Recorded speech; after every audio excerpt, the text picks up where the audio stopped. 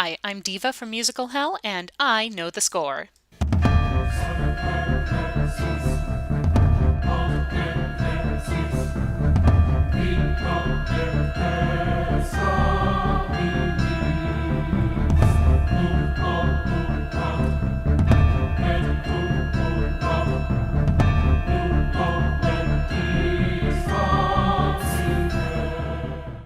There are a couple things you have to understand about bad movies. First, they're inevitable. Everybody in the film industry, regardless of how talented and renowned they are, has at least one entry on their IMDb page they'd like to forget.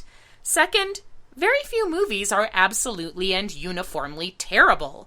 There's usually something in them that displays genuine merit, and sometimes that something is an impressive film score. So, here's my list of the top 5 good soundtracks from bad movies. As always, your mileage for what constitutes a bad movie may vary. But the movies on this list, while they may not necessarily be the biggest stinkers of all time, though you could certainly make a case for a couple of them, are generally agreed to have been disappointing on some level. But even when the on-screen action falls flat, the underscore is right on pitch. Enough labored puns, on with the list.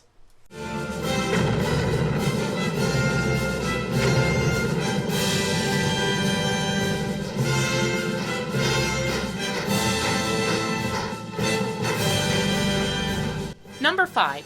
Blues Brothers 2000.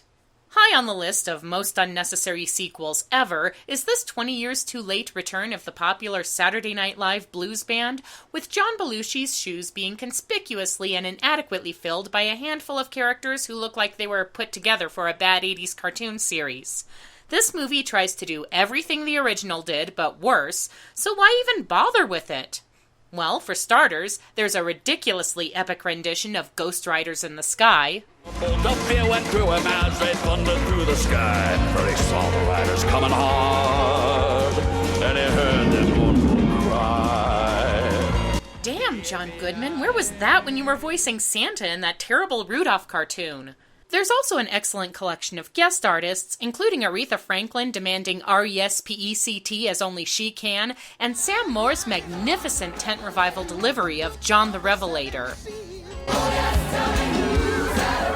John the Revelator! John the Revelator! John the Revelator wrote the book of the seven seas. But my personal favorite has to be Erykah Badu and the fantastic, freaky, funky Nassau. Performed with lots of jazzy style and voodoo flair, this scene is utterly bizarre and yet absolutely entertaining to watch. Those got sunshine and tissue all over.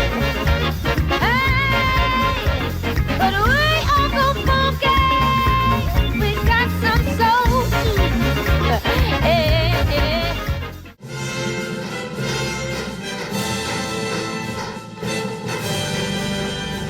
Number 4. Batman Forever. While Batman and Robin was the movie that officially put the Bat franchise into an 8-year coma, its predecessor had a lot of similar problems. The nauseatingly garish production design, the overstuffed character roster, the fetishistic costumes. But hey, it did have an awesome soundtrack album. Remember U2's coolly sinister Hold Me, Thrill Me, Kiss Me, Kill Me, and Seal's poetic Kiss from a Rose? There is so much a man can tell me, so much he can say. You remain my power, my pleasure, my pain, baby.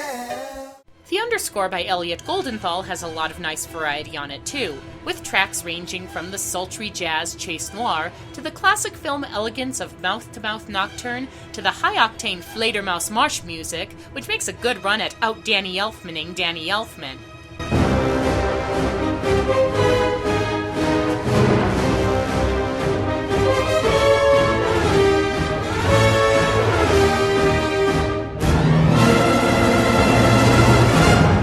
The visuals may have made you want to gouge your eyes out, but at least the music was easy on the ears.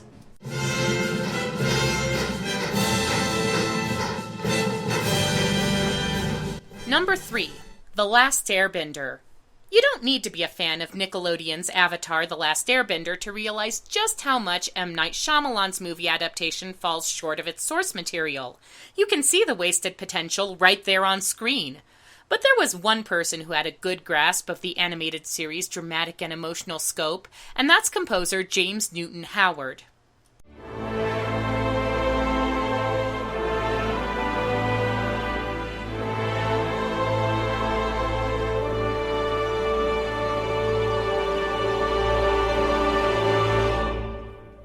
As befits a story about cultures in conflict, Howard's score creates distinct sounds for each of the element-oriented nations.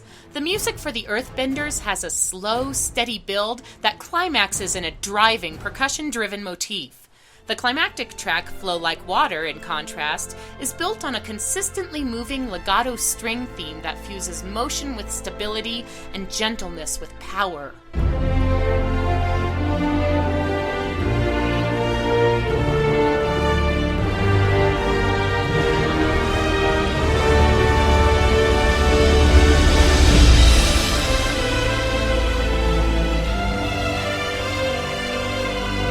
It's an absolutely gorgeous musical moment, if you could stop laughing at the movie long enough to enjoy it.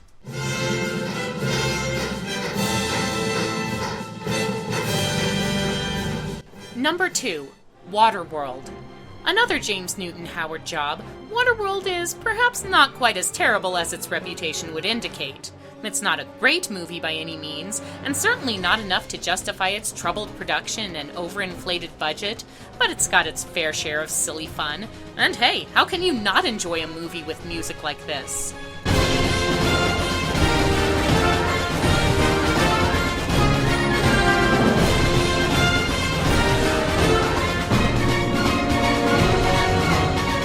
A mix of primitive influences and swashbuckling high-seas adventure, Howard's score is a perfect match for the post-apocalyptic life-after-global warming popcorn movie. Like the film itself, it's not anything particularly groundbreaking or deep, but it's entertaining in its way, and it deserves credit for that.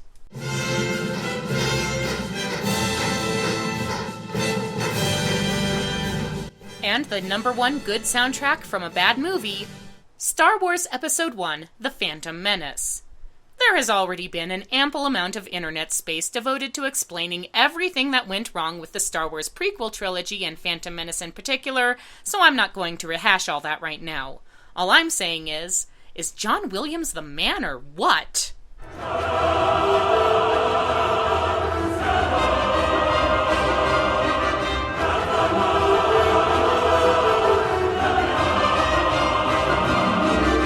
The magnificent chorals and relentless orchestrations of Duel of the Fates have enshrined a piece of the prequels alongside the many other iconic Star Wars leitmotifs. The lesser recognized tracks are well worth a listen too. The High Council meeting exudes solemnity and elegance, while Anakin's theme displays an innocence undercut by sneaking references to the Imperial March. Say what you will about the rest of the movie, because I certainly have. At least it features some prime work by one of the true legends of film music. I'm Diva, I know the score, and now, so do you.